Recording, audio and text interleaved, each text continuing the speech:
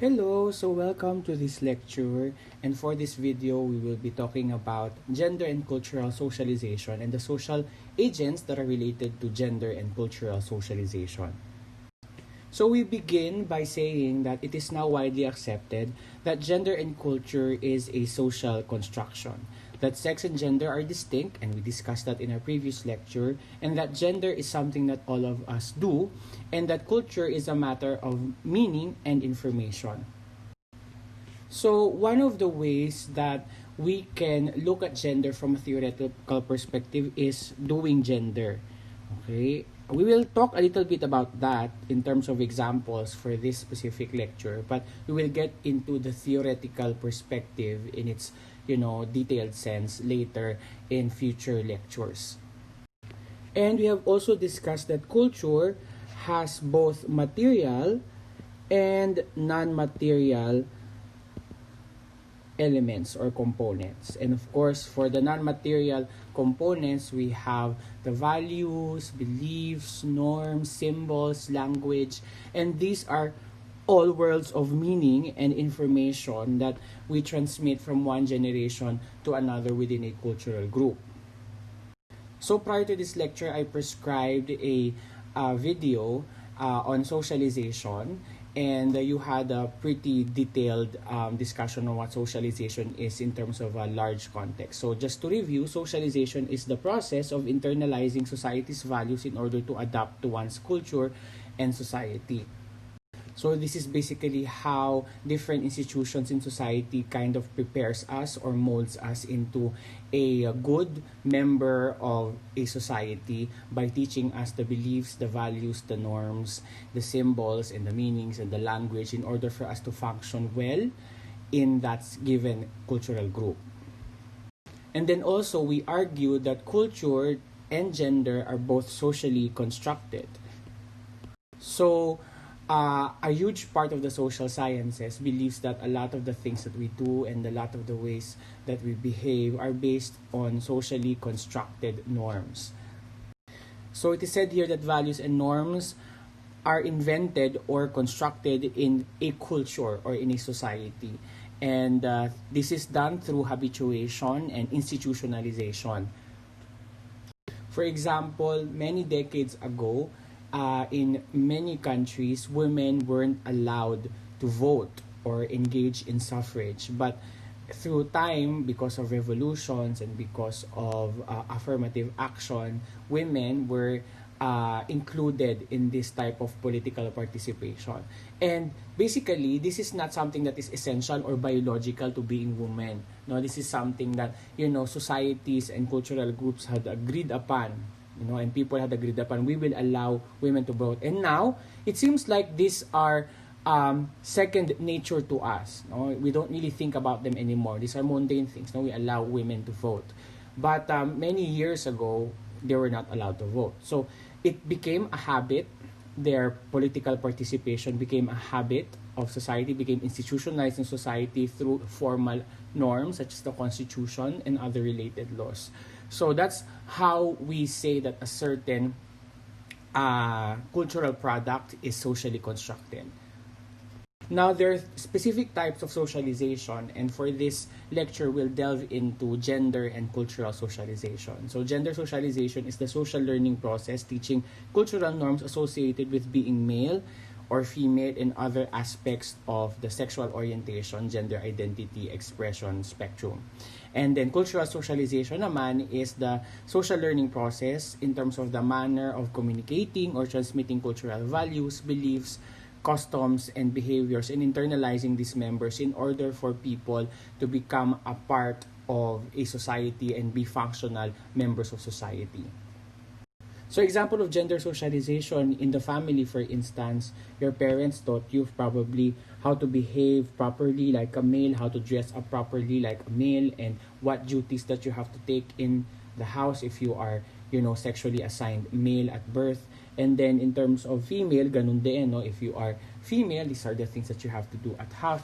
This is how you behave, this is how you should talk, this is how you should relate with others. And these are all effects of gender socialization. We'll talk about how the home and other institutions are social agents in order for us to realize our gender roles and our gender attitudes and scripts.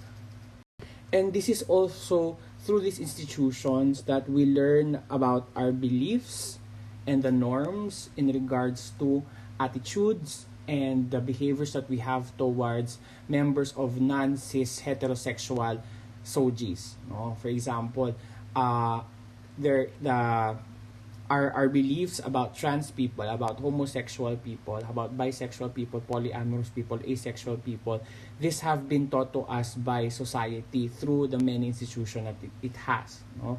So it is true that when we want, change in terms of the way we have to be more inclusive to, non-cis and non-heterosexual people, it should be, a widespread social change across different social sectors. And then, of course, example of cultural socialization, di ba, tinuruan tayo ng ating mga magulang na dapat tayo ay magmano at gumalang sa mga matatanda, that we should take credence and we should respect the wisdom of our elders, no, that we shouldn't talk back to our elders, so the basic Filipino values, the basic Filipino rituals were taught to us by our parents, and these are part of cultural socialization. And of course, other social institutions aside from the family and the home are also contributory to our socialization to be part of a culture and be a functional citizen or a functional member of that society. Now, there are two types of gender socialization in terms of the way it is being delivered by people and institutions. The first one is conscious gender socialization, wherein, the lesson being imparted is really basically connected to gender. And there is also unconscious gender socialization, wherein you don't really say upfront that you are teaching a child or teaching a member of society to behave a same way based on the gender scripts, but it is still, indirectly affecting that.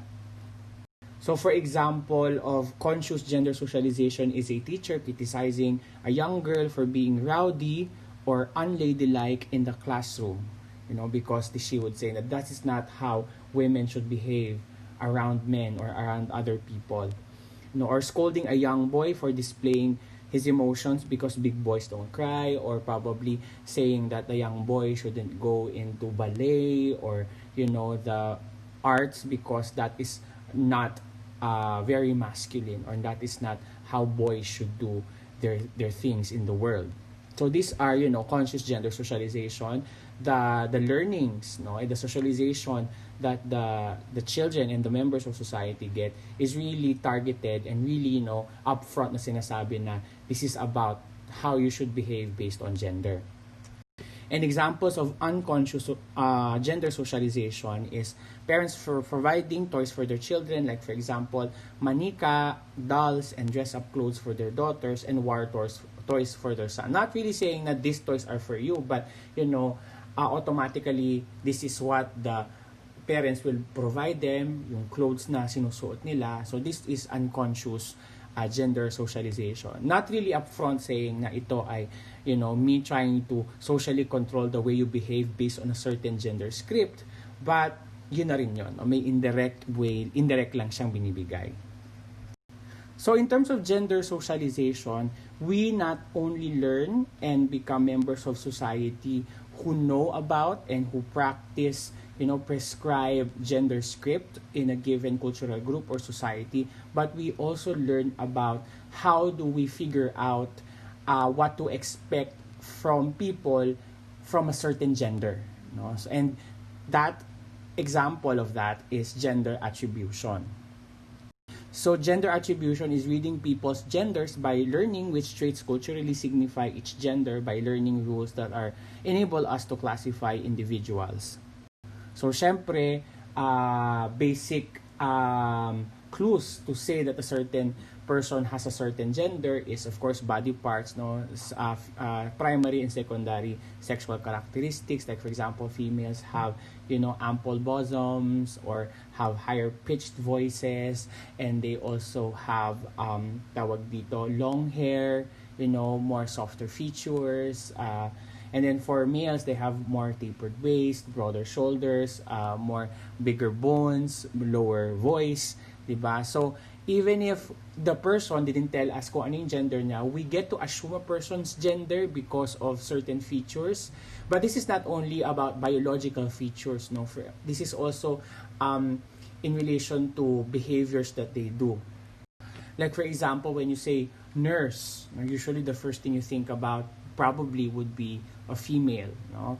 Or domestic worker would be something about a female. So even if you don't see a person yet and you haven't seen a person's name and sinabi niya sa'yo, oy, may makikipag-meet sa iyong domestic worker, probably the first thing that will pop up into your mind is that this person is a girl, because that is usually a gender script, no, na for domestic workers na mostly babae ang preferred. So yun ang maiisip mo. So that is the gender that you attribute to that specific profession.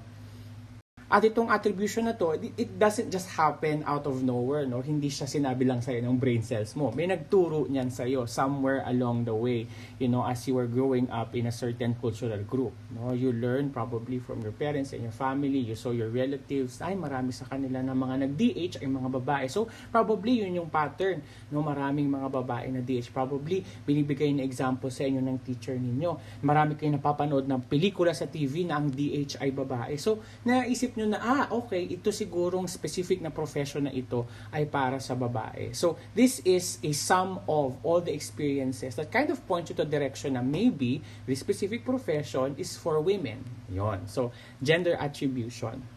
And then, from our end, as members of society, we also perform. No? We do gender display. No? Tulad nga ng sabi natin, one way to look at gender is that gender is a performance. No? There are scripts that we have to play. You know, you are male, this is the script that you have to play as a male person. You are female, these are the script that you have to play as a female person. And when we do that, that is a form of gender performance or gender display, wherein we refer to conventionalized portrayals, usually of traditional gender roles and behaviors that are socially correlated to a specific gender. Like behaviors, appearances, mannerisms, and other cues. Like for example, usually our reference person and a reference character for the true Filipina woman is Maria Clara, di ba? Very modest, no? Taklob na taklob. Kaya nga, di ba, for more conservative members of our population, tumataas ang kilay nila sa mga babae na nagpapakita ng skin, because our reference person or our reference idea for a Filipina woman is someone as modest as Maria Clara. So, you know, so that's an example of gender display. No? The extent to which we are performing the gender script that is prescribed to us by our society due to based from the socialization that we got from it. So, of course, in your life, no, you do a lot of gender attribution, and sometimes you'll get it wrong. You know, you will wrongly assume someone's gender, and that is called gender misattribution, wherein there's incongruency that exists between gender self-identity of the person you are attributing and what you perceive that gender is, and vice versa. No, pwede rin kasi siyang ikaw din na ma-gender misattribute. Siguro, isa sa mga pinaka-common ways na nagagawa natin is, for example, you are a girl and then pinangalanan kang Alexandra ng magulang mo, and then your nickname is Alex. So, you know, when a teacher sees your paper and then you just write Alex, the first thing that the teacher assumes is that ikaw ay lalaki kasi Alex is a name that's appropriated for boys. And then, yun pala, na misattribute ka niya, ay babae ka pala. Of course, there are consequences to it, no? Pero hindi siguro siya kasing laki ng mga issues, especially sa mga gender non-conforming people, sa mga trans people, na ang issue in terms of misgendering or yung pagpilit sa kanila na sila itong gender pero hindi naman talaga ito yung gender identity nila is very stigmatizing and very dampening of their self-esteem and self-confidence, and can really affect their mental health. And gender misattribution or misgendering can be very violent as well. You know the story of how Jennifer Laude was killed. He was killed by Scott Pemberton because he misattributed her gender as a cisgender woman, but she is actually transgender.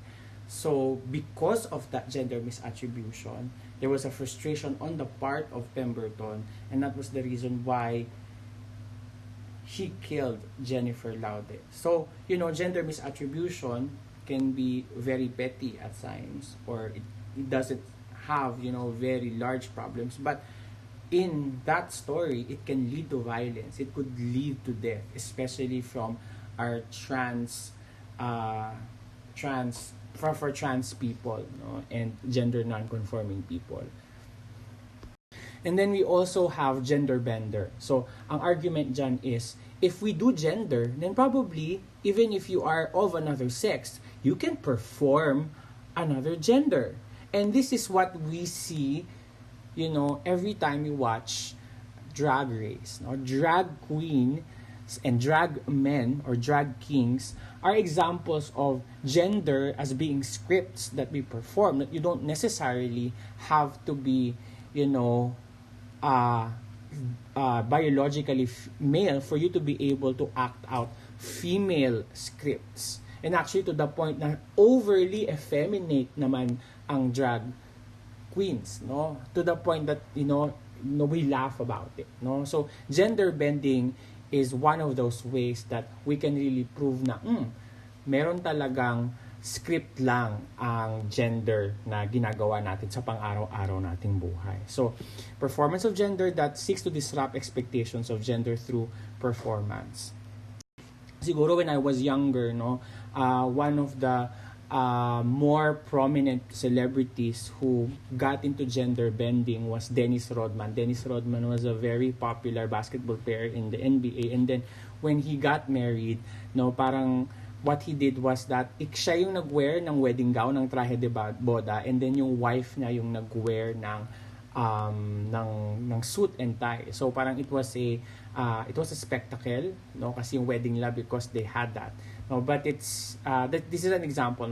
Gender bending can be something out of comedy, but it can also be done out of rebellion. Because according to Judith Butler, the one who coined the theory on doing gender, one of the ways that we can combat, the effects of patriarchy is to be able to set ourselves free from these gender scripts that may limit the behaviors and the opportunities that we can get, is to act out the gender and make fun of the gender scripts and the performance, and expose to the people na, hey, this is just a script.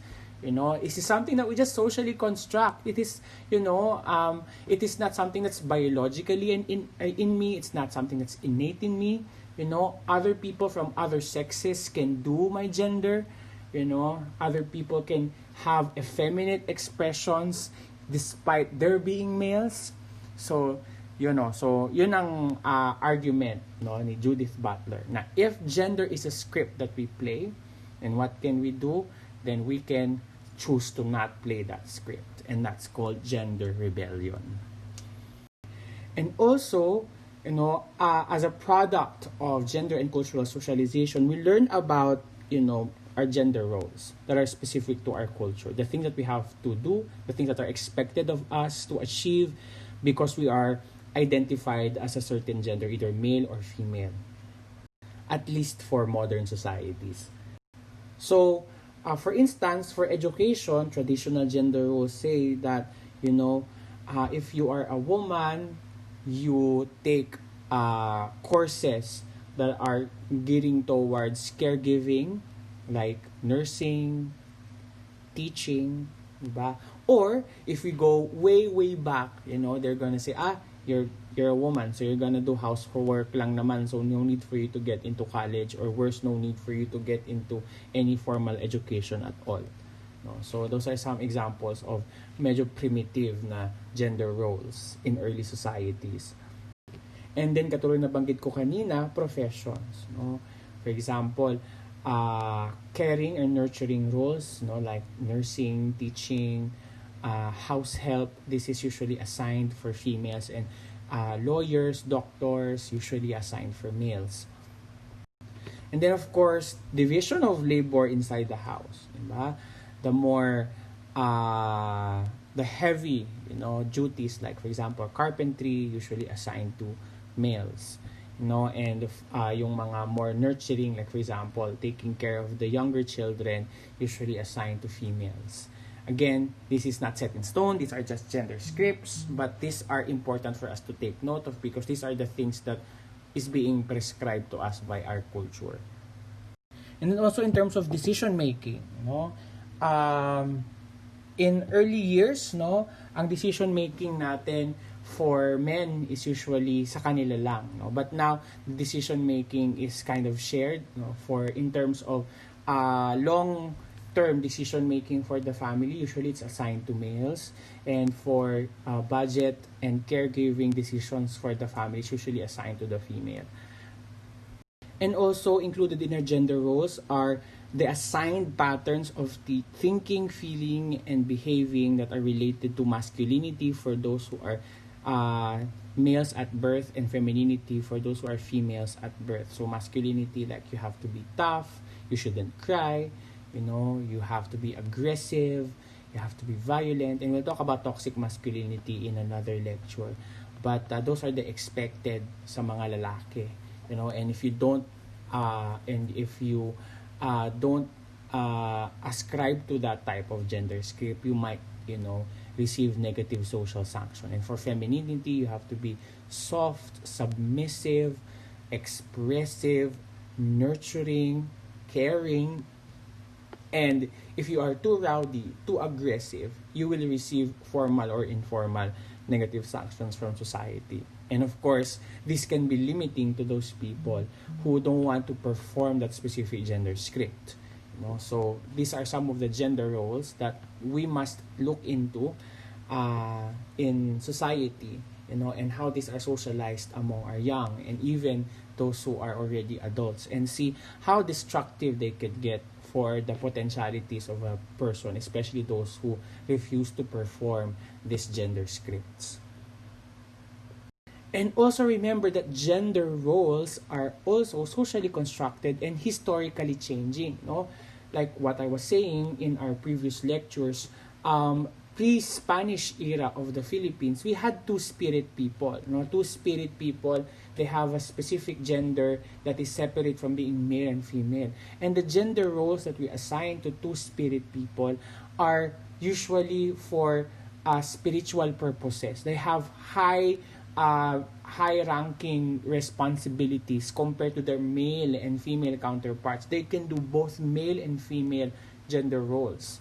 But now, when we see gender non-conforming people, people do not know what gender roles to assign to them, or refuse to give them gender roles that are outside, what is traditionally assigned to them at birth. And dito na ngayon pumapasok ang problema. And dito rin natin nakikita that, gender roles and the way we think about gender performances, gender scripts are actually historically shaped and socially constructed. It's not something that's essential. Essential meaning na andyan na siya pagkapanganak natin. Hindi. It's something that we learn from society. It's something that is constructed by society. So now let's talk about the agents of gender and cultural socialization, but we'll focus more on gender socialization. So in the video of Nicole, we learned about the different institutions on socialization, but we'll make specific examples for the Philippines and also specific to gender. So the first social institution that shapes our knowledge about gender in society is of course the family, the home. So parents and other family members have the primary responsibility for introducing the gendered norms and expectation in their culture. Like for example, clothes that they have to wear, toys that they're given, yung binigay kong example kanina, and the housework that they are assigned to. And then also the mother has to be a role model of who and what a woman or a girl should be, and the father has to be that role model of what a boy should be or a man should be. Kaya nga sinasabi nila na pag the guy is effeminate, the father has failed or the mother has failed because the father was not able to role play masculinity correctly to the child. kaya siya naging effeminate. But of course, we know that that should be something that we shouldn't discriminate against, you know. So yun. And then this differential treatment continues throughout childhood and creating a self-fulfilling prophecy far beyond any true existing biological differences.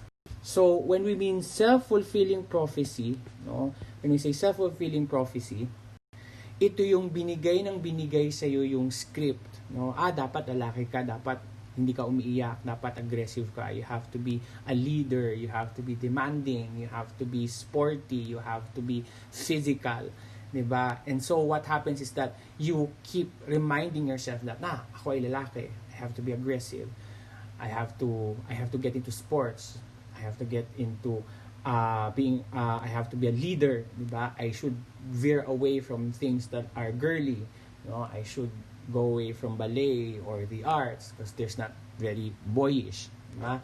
So what happens is that it becomes something that is true for the person because he keeps telling himself that, because of the voices and all of the scripts that is being fed to him by the different institutions. Kaya siya naging self-fulfilling prophecy. No? It became true because we say it is true. Also, our parents and our home is our gateway to specific racial and cultural practices, in our immediate community and in immediate cultural group. So dito natutunan kung sino tayo, and also not just teaching about what we know about our own cultural group and our own gender, we also learn about the other genders, and we also learn about other cultures. No? Dito natin sa bahay, natutunan ng nating homophobic beliefs. Diba? Minsan against ourselves if you identify within the LGBTQ community. Dito natin natutunan yung mga first nating mga racist comments against Bombay. No? That's bad. No? Or against Inchik. That's bad. No? Dito natin natutunan na dito din natutunan yung ating unang mga classist na mga remarks, like for example, huwag kang tutulad dyan sa pulubin na yan. If you don't work hard, you will be like that beggar. Diyan natin tututunan yan inside the home. So our first homophobic beliefs, classist beliefs, racist beliefs, xenophobic beliefs, sometimes we learn that first at home. And my hope is that when you build your own family in the future, sana we try to change the script. We try to make the script more inclusive to other groups of people that you do not identify with. Another social institution which is considered to be a major social agent for gender and cultural socialization is the school or education. So schools are important arenas in which gender and cultural socialization occurs. So syempre, aside from the academic knowledge that we gain from the school, we also gain a lot of life skills, like for example, counting, learning about the language, learning about our culture, our literature. It also helps us learn about the different structures and process of the government, diba? So that we'll be able to become good citizens in the future in our society.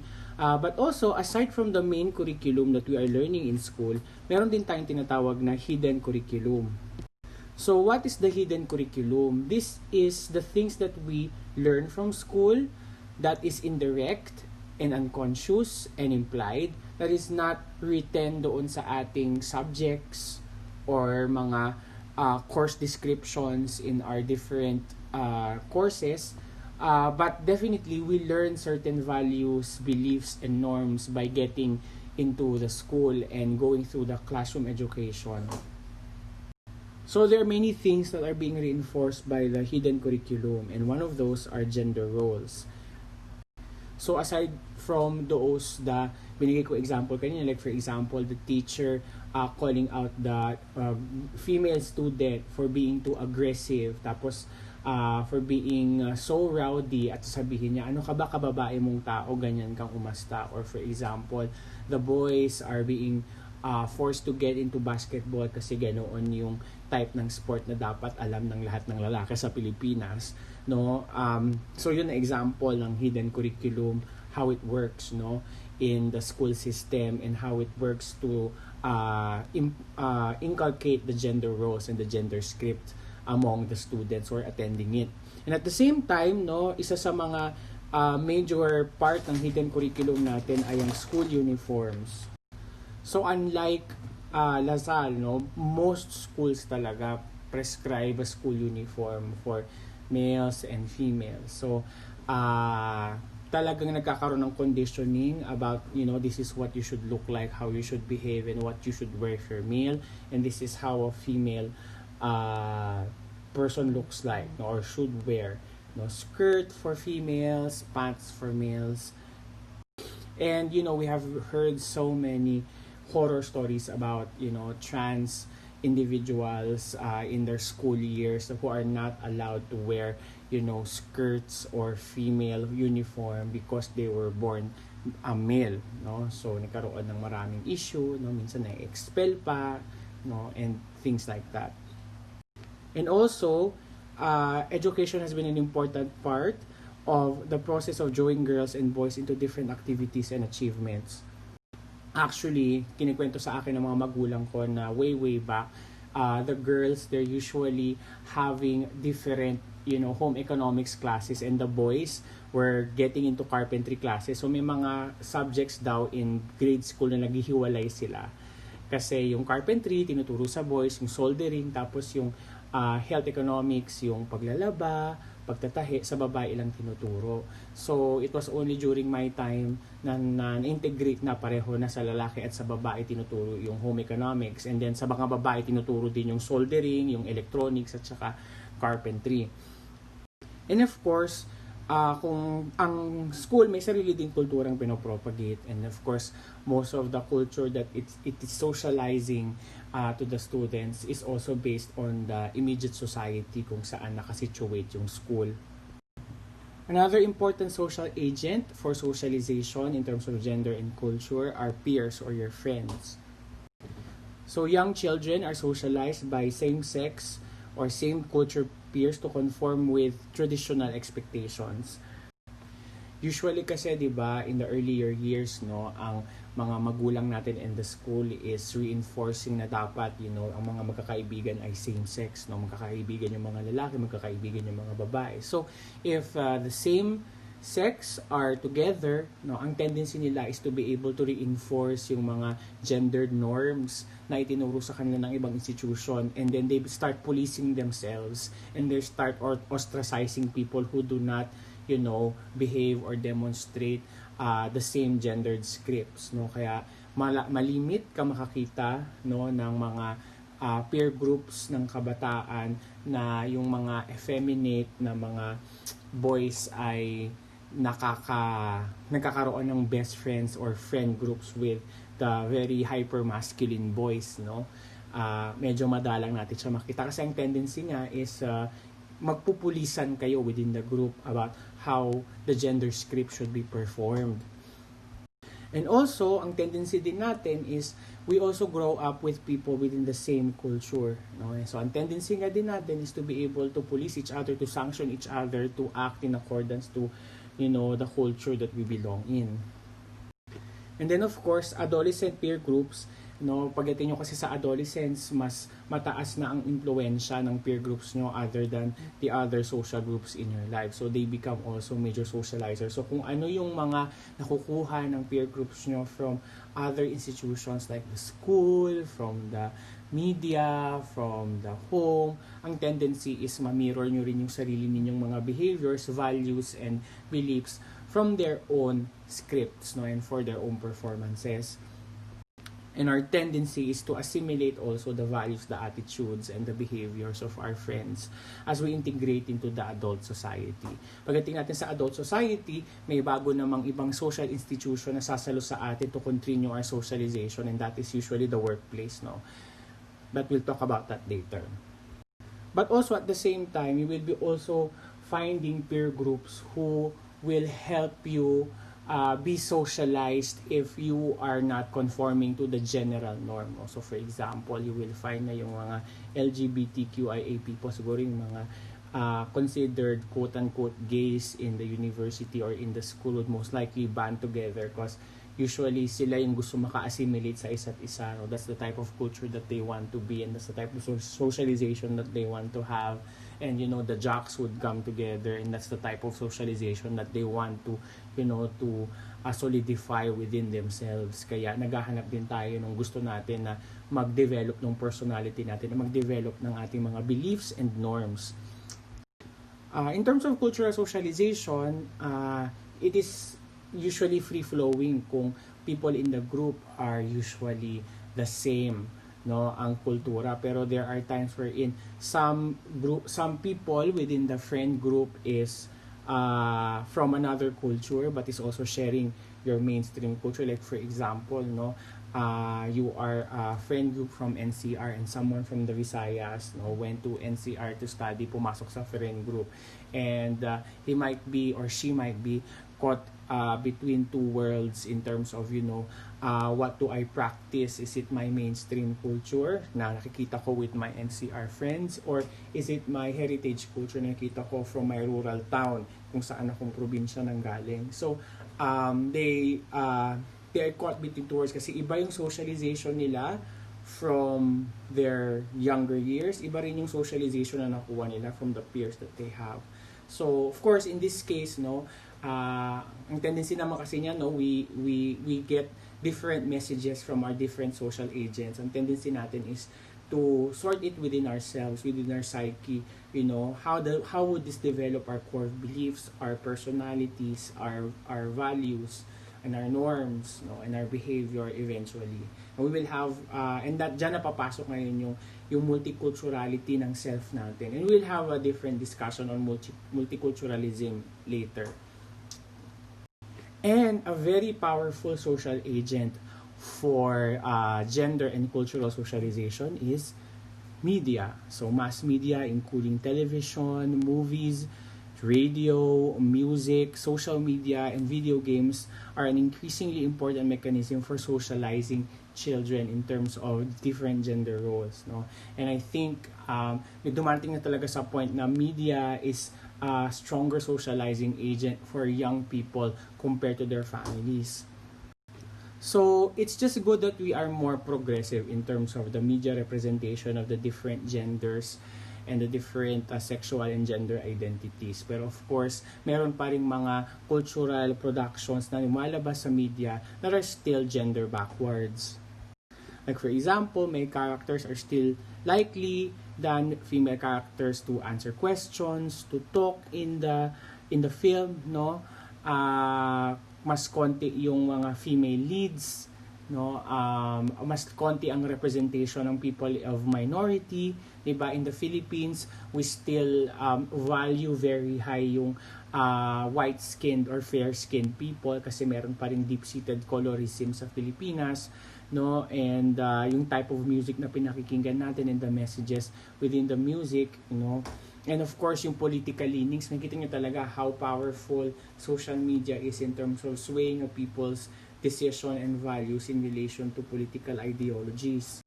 And then of course sumalabas pa rin yung mga problematic films about suicide and mental illnesses na very discriminatory for those who have mental disabilities. We still see films and whether it's comedy or drama who are representing women as submissive, representing women as dependent on their men, and then we still see a lot of films and cultural products and videos and memes who are placing cultural minorities as laughing stocks, or we are not empowering them, and of course LGBTQIA in the Philippines, in terms of how they are portrayed in media. Una sa lahat, kulang konti ang ating representation for LGBTQIA. Pangalawa, if there's representation, usually they are presented as monoliths, na ang tanging ang tanging personality lang nila is their gender and sexual identity instead of being a complex character. And then third, they are sometimes viewed as laughing stocks. They're limited to the best friend ng babaeng bida. Medyo very disempowered yung portrayal sa mga minorities, cultural minorities, sexual minorities, and women. But of course, we also have to thank the media kasi especially because of globalization wherein we can already have access to the cultural products of other countries who are progressive. No, may Netflix na tayo, so we have shows like Sex Education that is accessible to us na walang SOGI education masyado sa Pilipinas. So those who have access to these types of cultural products are will become more aware about LGBTQIA issues. No, we can now watch CNN, Fox News. No, we can follow the elections in the states, and we can also look into the who are coming out in the states as non-binary, non-conforming, or in other countries. Diba? We also have now access to Korean, and we see a lot of social problems there as well, and we see how we see how progressive they are, and we are aspiring for that as well. And then maririnig natin sa balita that Taiwan is now has legalized same-sex marriage. So that's something that we can aspire for in the future. And then as people living in a very conservative country, the media is a gateway for us to be able to see the potentials that we can have if we push progressive policies like this. So yon. Also, at the same time, iba pang may negative sa media is of course exposure to criminalized forms of, or criminal forms of sexuality like pedophilia, non-consented pornography, trigger warning, rape, and etc. So now, which is also disempowering for those for females and also people of color and LGBTQIA people. And of course, other social institutions, religion. Ayan. So, I think a lot of you would agree that, Philippines being a very religious country has shaped a lot of our social organizations and social groups' minds in terms of how we should view our sexuality, and gender, in a very heteronormative, in a very cis-heteronormative and heteropatriarchal way. You don't have to really look far, you just have to go to Twitter, look at hashtag no to SOGI bill, and you'll be able to see how religion is still a very powerful rationalizer for the beliefs and values that our countrymen have, and therefore this stops us from accessing progressive policies in the future at a national level. And religion is a very cohesive organization. It's a very cohesive institution. And that's one of its functions in society, is to be able to unite people.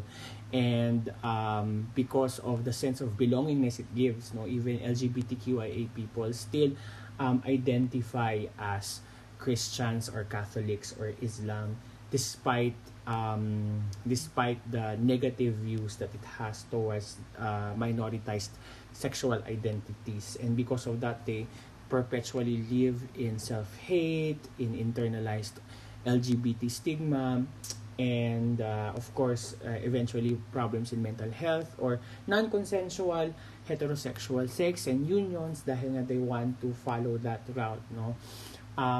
Also, because of the view of some religions that women are submissive to men or subordinate to women, so sometimes women do not receive much empowerment in terms of decision making, kasi talagang kung very strict Katoliko yung household, ang tendency is to really be subservient to the husband, and the woman will not be able to see through or fight against the abuse if abuse is present in the home, because nga subordination is something that is rewarded in most religions among females in relation to their male partners.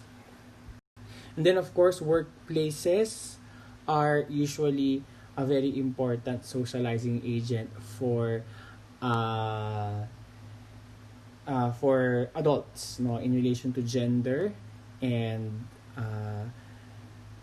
culture. In terms of gender, syempre, it's not anymore as stringent or as direct as the earlier institutions such as family, peers, and school.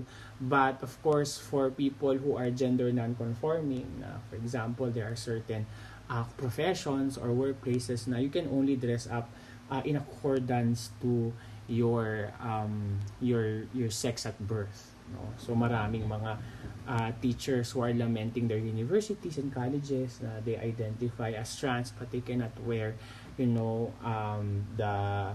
their gender appropriate clothes appropriate for their gender identity because the school has appropriated the uniform for them. So of course this leads to uncomfortability and psychological distress for some people. Also, just like in school and in the family, LGBTQIA people can also receive bullying and discrimination in workplaces. So we'll have a separate discussion for all the issues and discrimination for the LGBTQIA. But of course, the experience of discrimination is a sanction that is provided by the social agent, which is workplace, towards the LGBTQIA, to always remind them that that type of gender, that type of sexual identity is not acceptable at work or is devalued at work. In terms of females and males, in terms of males, because they can get a pass for their sexual predatory behavior in some workplaces, hindi siya masyadong nare-report. So males can think that this is something that is an acceptable behavior for them. And for females, there are certain workplaces that are also devaluing females, and therefore females are taught to are harder for them to get into the glass ceiling, to get promotion and everything, and of course are exposed to harassment in the office, which is sometimes normalized in some workplaces. And of course, our government and our laws are also very important socializer. When you put things in policy, it changes, formal norms, and it's supposed to change the behavior quite quickly. Kasi formal ito compared to informal norms. So if you have, protective policies and laws to protect women, children, and sexual minorities, then the tendency is to socialize the rest of society in terms of viewing them with higher value. Kaso syempre, our constitution still tells us na the marriage is only between man and a woman. Although of course there's a lot of indications in the law for women, that protects women from harassment, protects them from violence, and also assures equality for women. But of course, it's in the implementation that has the gap, in terms of how women could be better, easier in the workplace or in other sectors of life. And then, of course, racial and ethnic groups have different ways of looking at, other racial and ethnic groups as well. Diba? So there are certain races who are more likely to be more religious. Like for example, in the States, people of color in America are more likely to make their children more socialized to religion, compared to their white counterparts. So these racial and ethnic groups have their own way of socializing as well. And also, sports is a social institution that has also socializing powers as well. Like for example, the extent to which sports organizations are allowing and paying women in the sports, even if they perform better than male teams, they are still afforded with lesser pay compared to their male athletes. Kahit mas mananalo yung mga female team, mas mababa pa rin ang kukuha ng mga babae. So usually sports is not very favorable for women, and also for LGBTQIA people. There are still issues about whether trans women can get into women's sports events and whether trans men can get into men's sports events. So yon. And of course, sports not really naturally. I mean, sports, ang gender script ng sports is very masculine, So, may pagka-toxic din ang environment within sports communities, Kasi it's aggressive, it's winning, it's leadership, and these are values and attitudes that are attached to being men, masculinity. So in this video lecture, we were able to talk about gender and cultural socialization and the different concepts that are related to gender socialization. We talked about gender roles, the traditional ones, and we also talked about the different social agents of gender and cultural socialization.